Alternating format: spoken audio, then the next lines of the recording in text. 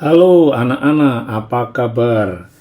Bapak harap kalian sehat dan siap belajar. Kita masih di bab 2 ya, berjudul Wujud Zat dan Perubahannya.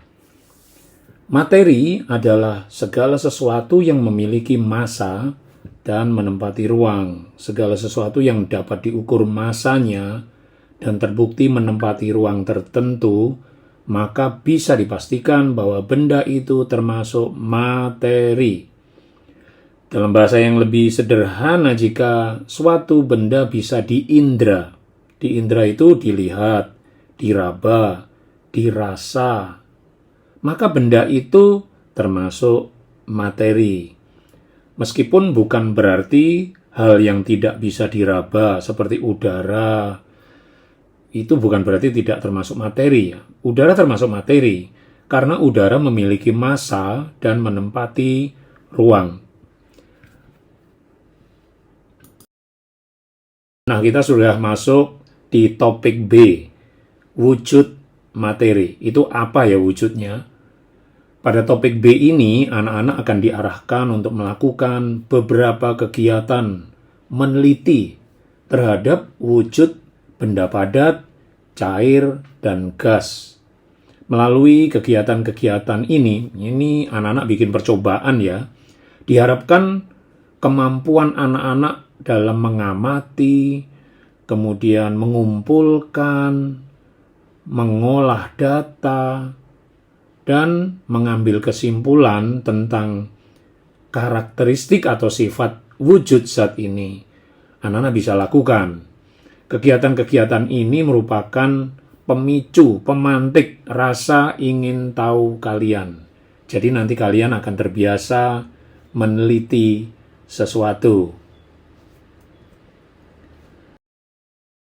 Nah, tujuan kita belajar di bab 2, topik B ini, mengenai wujud gas, adalah yang pertama mendeskripsikan, menjelaskan, menggambarkan karakteristik wujud padat, cair, dan gas. Ya, 3 ini ya, padat, cair, dan gas. Kalian nanti bisa menjelaskan bedanya apa, bentuknya seperti apa. Yang kedua, mengidentifikasi atau mengenali apakah suatu zat yang ditemui dalam kehidupan sehari-hari merupakan zat padat, zat cair, atau zat gas. Nah, kalian bisa membedakan ini. Yang ketiga, kalian akan membedakan secara rinci apa bedanya karakteristik wujud padat, cair, dan gas itu. Nah, sebelum kita lanjutkan ke pelajaran, kita diskusi dulu yuk. Yang pertama, jadi ada berapa wujud benda? Yuk, siapa yang tahu? Iya, betul ya, yaitu benda padat, benda cair, dan benda gas. Nah, kemudian yang kedua, bagaimana sifat masing-masing wujud benda itu? Wah, nanti dulu ya. Kalian melakukan percobaan dulu, baru nanti kita menjelaskan apa sifat-sifat dari benda-benda tersebut yang wujudnya adalah padat, cair, dan gas. Anak-anak, ini adalah akuarium ikan. Mantap ya, bagus banget ini ya. Nah, bisa nggak kalian menyebutkan materi apa saja di dalam akuarium ini? Yo, apa saja di situ? Lalu, apakah setiap materi yang ada di dalamnya memiliki sifat yang sama? Yuk, siapa yang bisa menyebutkan ada apa saja di dalam akuarium? Terus sifatnya sama nggak satu dengan yang lain? Ya, video ini boleh di-pause dulu. Siapa yang bisa menjawab? Silakan. Anak-anak, kita sekarang mau melakukan percobaan. Ada 3 percobaan ke depan. Ini percobaan yang pertama untuk mengetahui seperti apa karakter benda padat. Benda padat ya. Nah, alat-alat dan bahan yang disediakan adalah Satu, batu atau kayu atau besi yang kalian bisa dapatkan di lingkungan kalian. Ada nggak itu? Nah, misalnya dalam contoh ini adalah batu. Kemudian, cari kertas dan gunting. Ada kertas enggak? Ada gunting enggak? Sediakan. Yang ketiga adalah botol plastik. Wah, ini banyak ya botol plastik bekas ya, yang kosong ya. Kemudian yang keempat adalah plastisin. Nah, plastisin itu bisa dibeli di toko yang bentuknya kotak-kotak kubus begitu dan kemudian nanti bisa dibentuk bermacam-macam karena lembek sekali, lunak sekali. Nah, langkah percobaannya seperti ini. Satu, ambillah ya batu atau kayu atau besi atau kelereng, apa saja ya. Lalu coba ditekan itu. Batunya ditekan, pakai ibu jari kah, pakai tangan, pakai ya jari-jari kalian. Nah, kemudian amati, apakah ada perubahan bentuk? Ada nggak? Atau kalian boleh menekan meja kalian. Ada nggak perubahan bentuk? Ya, nggak ada ya. Ternyata tetap begitu aja. Nah, kemudian yang kedua, ambillah kertas. Kemudian coba dirobek atau digunting kertasnya. Lalu amati, apakah kertasnya berubah bentuknya? Wah, kalian bisa amati sendiri ya. Ya, pasti berubah dan tidak bisa kembali karena sudah disobek.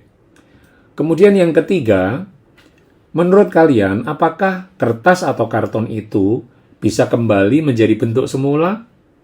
Ya, jelas tidak ya. Walaupun dilem, wah masih kelihatan bentuknya berbeda. Lalu yang keempat, ambillah botol plastik. Kemudian remas kuat-kuat botol tersebut dan cobalah untuk mengembalikan seperti semula. Apakah hal itu mungkin untuk dilakukan? Kembali seperti semula enggak? Atau, wah, bengkok sana, bengkok sini ya. Yang kelima, ambillah plastisin. Yang masih baru, lalu tekan hingga berubah bentuknya. Ya, karena plastisin ini benda padat, tapi dia lembut ya. Maka jika ditekan, dia berubah bentuknya. Setelah itu, cobalah membuat bentuk benda yang kalian suka menggunakan plastisin. Oke.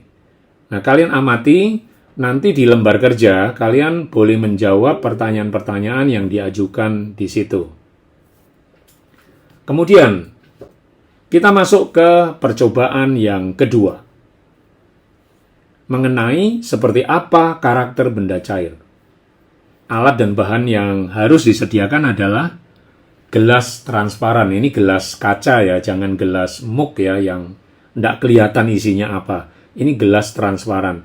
Lalu wadah transparan, bisa dari plastik, bisa dari kaca, tapi dari plastik aja. Yang ketiga, ada pewarna makanan. Boleh warna apa saja, mau merah, mau kuning, biru, hijau. Ya. Kemudian yang keempat adalah air. Ya, ini contoh-contohnya yang bisa kalian lihat sesuai gambarnya. Nah, kemudian bagaimana melakukan percobaan? Siapkan botol plastik, gelas, dan wadah transparan. Ada 3 ya, botol plastik, lalu gelas, dan wadah transparan. Lalu siapkan air yang sudah diberi warna makanan. Ya, mungkin ada yang warna merah, ada yang warna hijau, mungkin satu warna juga nggak apa-apa.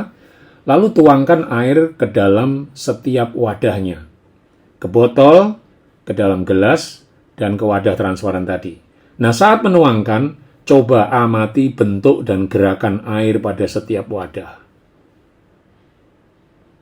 Yang kelima, buang air pada wadah transparan, lalu ambil beras sebanyak 1 gelas, kemudian tuangkan ke dalam wadah transparan. Jadi ini yang dimasukkan ke dalam wadah transparan tadi, diganti bukan air, tapi beras. Nah, nanti kalian akan bisa lihat bedanya. Air itu kan benda cair.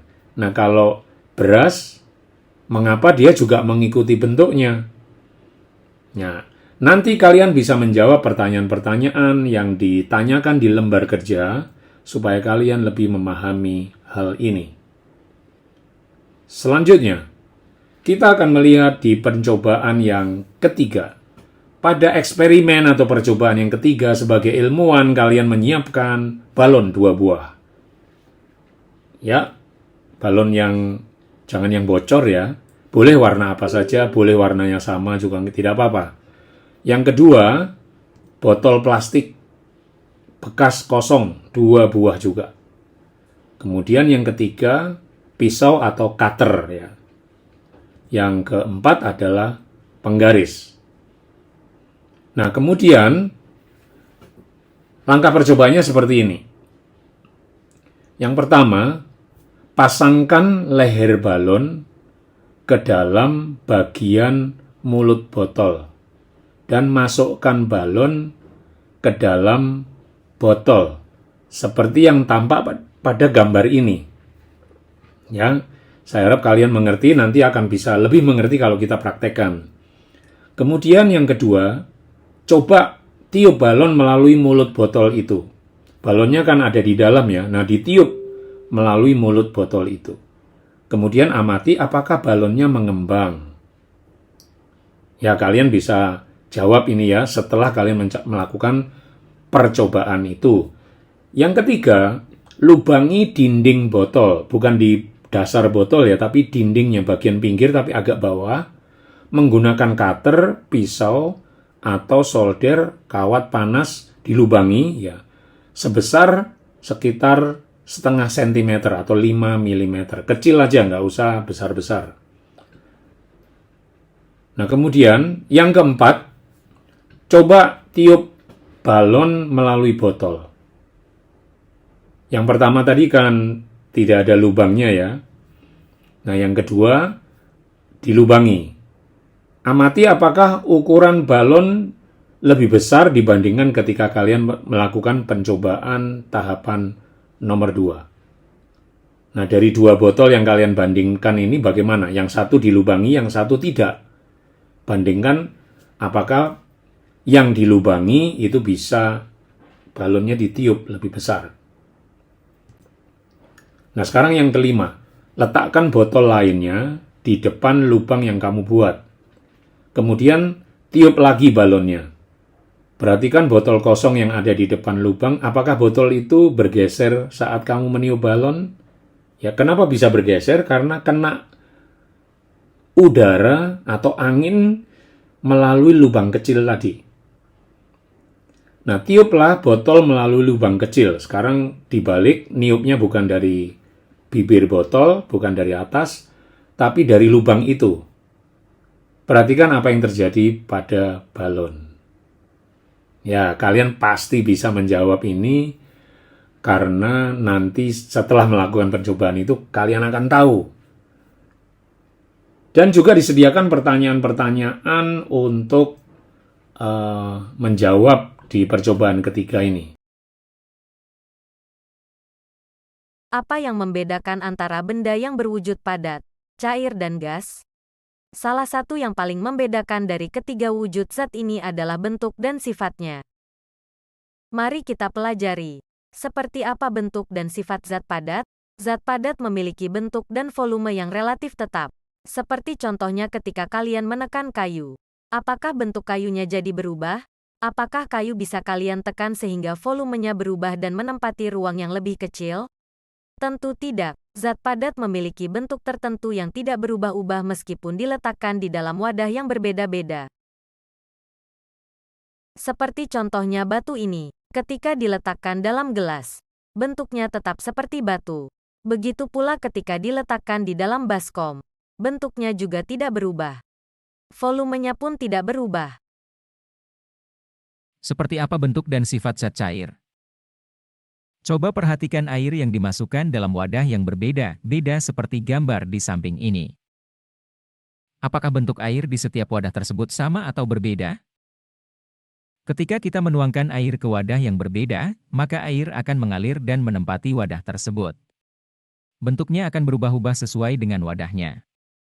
Jadi boleh dikatakan bahwa air tidak memiliki bentuk yang tetap, atau dengan kata lain bentuknya berubah-ubah sesuai dengan wadahnya.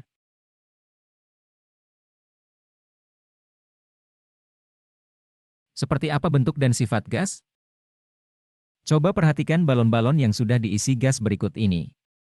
Apakah bentuk gas di setiap balon tersebut sama atau berbeda? Ketika dialirkan ke dalam wadah tertutup yang berbeda, maka gas akan memenuhi wadah dan menghasilkan bentuk yang berbeda-beda. Gas memiliki bentuk yang tidak tetap. Seperti percobaan yang sudah kalian lakukan sebelumnya. Ketika kalian meniup balon di dalam bentuk botol plastik yang berbeda-beda, maka bentuk gasnya pun akan berubah juga. Selain bentuknya yang berubah-ubah, gas ternyata juga menekan ke segala arah. Dalam percobaan yang kalian lakukan, balon tidak dapat ditiup di dalam botol yang tidak berlubang.